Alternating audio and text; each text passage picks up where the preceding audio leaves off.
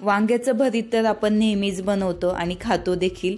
आज आपण फ्लॉवरचं भरीत बनवणार आहोत, म्हणजेच गोबीचं भरीत।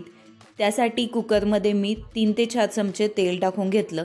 यामध्ये जिरं आणि मोहरीची फोडणी देऊन घेतलेली आहे। एक मीडियम साईजचा कांदा बारीक चिरून घेतला। या तेलामध्ये छान गुलाबी रंग येईपर्यंत म्हणजे छान खरपूस असा भाजून घ्यायचा आहे।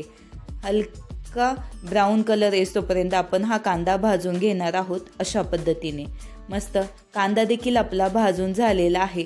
आता यामध्ये 1 चमचा आलं लसणाची पेस्ट टाकून घेऊयात। त्याचबरोबर थोडीशी बारीक चिरलेली कोथिंबीर आणि या ठिकाणी मी मीडियम साईजचा 1 टोमॅटो असा मोठा मोठा कट करून घेतलेला आहे, तो देखील यामध्ये टाकून घेते। आता छान हे मिक्स करून घेणार आहोत।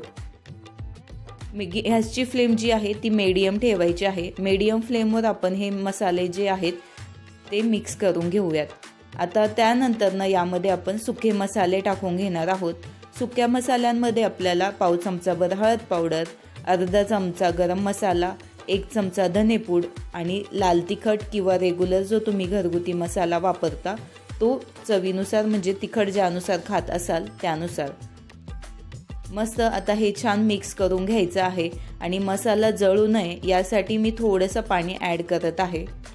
एक अर्धी वाटी मी पाणी टाकून घेतलं। याची फ्लेम मीडियम आहे आणि छान मिक्स करून झाल्याच्या नंतरनं मसाल्याला तेल सुटलं की आपल्याला फ्लावर जो आहे तो अशा पद्धतीने मोठा चिरून घेतलेला आहे मी, तो यामध्ये टाकून घ्यायचा। त्याचबरोबर यामध्ये चवीनुसार मीठ टाकून घेऊयात आणि हे मिक्स करून घेऊ।